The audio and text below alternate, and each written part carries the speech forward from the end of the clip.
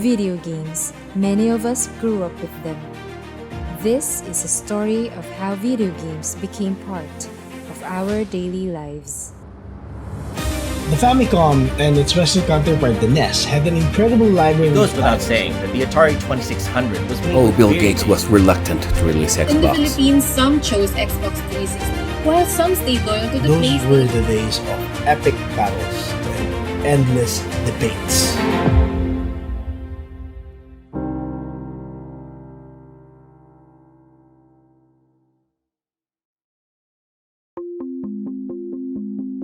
So during the 70s, video games from Japan and America made their way in the Philippine market and almost instantly made their way also into the hearts of kids. So the reception was really positive, but like in every major story, there's always a plot twist. Educators and parents seem to express some concern that video games might corrupt these young minds. So, of course, taking action, then Philippine President Ferdinand Marcos Sr. dropped a decree bomb in 1981, banning all sorts of video games, or even going to the extent of destroying anything video game related. 5 years of no video games. It was really hard for any local gaming enthusiast. And it wasn't until the administration was overturned in the aftermath of the 1986 EDSA revolution that the ban on video games was lifted. So, happiness all around.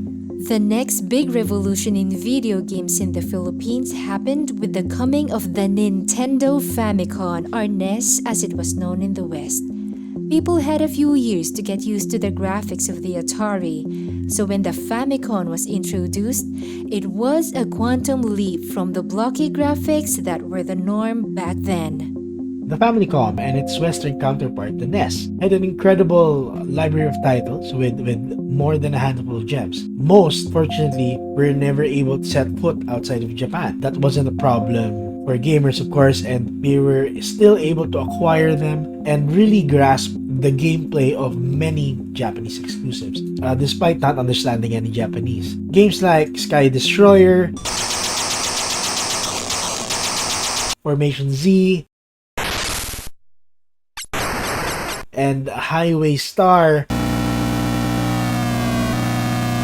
they redefined the gaming industry, really embrace gaming passionately and somewhat addictively. The demand for gaming skyrocketed, giving birth to a lot of NES clones or family clones that are still available to this day.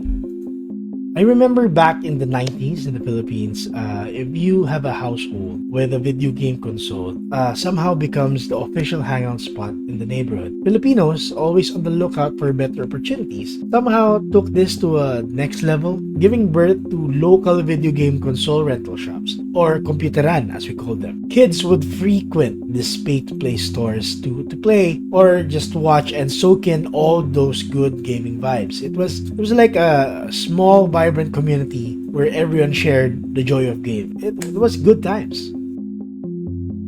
The 16-bit era was defined by Sega Nintendo, and it was actually a gaming and marketing battleground between these two industry titans. Not to bore you with all the details, but long story short, Sega released the Sega Genesis or Mega Drive, and then Nintendo fired back with Super Nintendo a year later. You know, being a gamer during the 90s, it was a tough decision to make, and one that really sparked a full-on console war. Imagine having Sonic the Hedgehog go toe-to-toe with Mario for popularity, or games like Street Fighter and Mortal Kombat being released for both consoles and, you know, like pouring gasoline over fire. It really ignited heated debates and gaming battles over which version is better.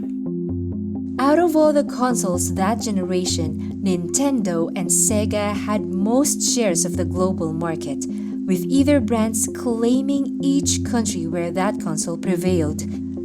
But the playing field was about to change again. It was during the 1991 Consumer Electronics Show. Sony said they partnered with Nintendo to come up with disc-based games for the SNES. However, Nintendo, being paranoid of Sony's intentions to cut through their profit margins, announced that they will be allied with Philips instead. Who would have thought that Philips would be in the picture? So due to the betrayal by Nintendo, Sony came up with a console 3 years later. It is known as this baby right here, the Sony PlayStation. Although this is not the first release, of course, but I'm sure you guys get it.